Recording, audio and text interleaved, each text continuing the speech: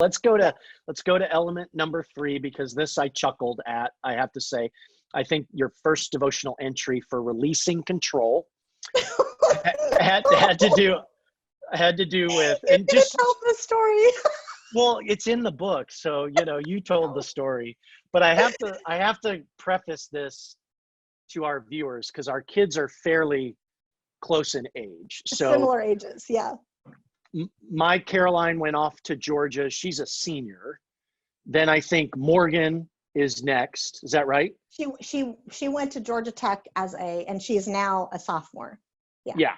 So, and then Drew, my son, is a freshman, and then we have Luke. So sophomore we're high really, school. Yep. we're really close Crammed in age in there. for our Yes. kids, which is really helpful for me to call and text you from time to time for advice. But I loved this because I remember dropping Caroline off at the dorm, and when we sent her off to Georgia, and all I kept thinking was, I am really glad that she is taking this step of leaving home and going to college to live on her own, pursue academia and social things and all that.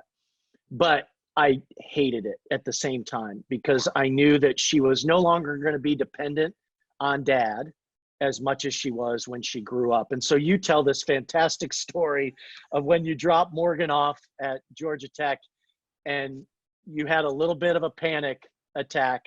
Anyway, you had to release control. So you got to tell our viewers a little bit about this story because it's just all fun. right. Yes. Well, and I know that there's other similarly neurotic parents like me. So, I mean, because I'm not someone who would have viewed myself as being a hovering parent in the way that I apparently was. At least that day. At least that day. I would not have viewed it that way. But yeah, no, the night we dropped her off, drove home, we were crying, trying to get her act together. And one of the things that we had done for several years before this was we have tracking apps, on the phone that show where the kids are. And, this is one of those things that can be good or bad, and literally that night, that very first night, I was kind of like sort of following little things that she did, like looking at the tracking app and watching her walk across campus and being like, it was like this little glimpse of what she was doing. I mean, okay, it's kind of neurotic, but it made me feel better. But that's good. Yeah, that night, suddenly, fairly late, like 11:30 or midnight, something crazy, her little dot had been at a dorm near hers. And so I thought, oh, good, she's making friends. She's hanging out with some. I don't know who's at this dorm, but she's making friends. And all of a sudden, her little dot sped across town. And, she doesn't know anybody at school. It's not like she has, she's in the trunk of a car, right? She's in the trunk of a car. She's in the trunk of a car. Somebody threw her in the car. They're driving with her. And she drove, and the little dot sped across, because she didn't have a car. Like what on earth? And I thought to myself, she went to a Christian high school. She doesn't have as much experience with how do you extricate yourself from a situation where someone's drinking and driving. This was a Friday night at midnight. Like, what on earth is going on? And the little dot sped to this area where downtown Atlanta, you're familiar with it. There's a giant sort of apartment complex, pedestrian area apartment complex. And the dot stopped at this giant, what I thought was an apartment building. And I'm thinking, again, she's in the trunk of a car and she's been kidnapped to this apartment building.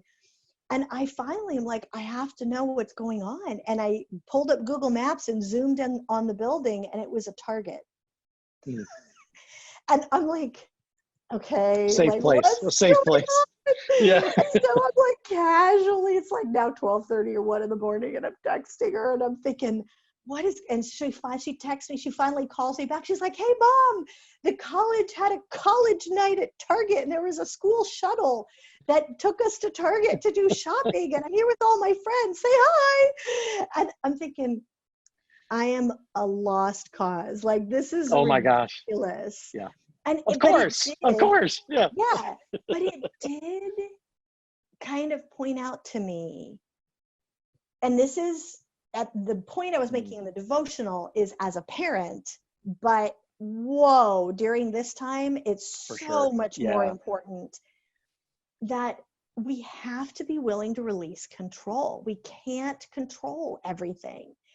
And especially when we're releasing control to the Lord about our kids, it doesn't mean we stop being parents. It doesn't mean we don't be wise, all of that stuff. But recognizing that so much of our anxiety and worry, again, this is recognizing how to have peace instead of anxiety. So Yeah. much of that anxiety and worry comes from because we're trying to control absolutely everything. And you know what? Guess what? We're really not in control. And boy, if there's anything that this pandemic has pointed out to us, it's that, you know what? I have to just say, okay, we're supposed to stay inside and, not go to the office or not go do this or not go do that. Right. I don't like that Right. very much.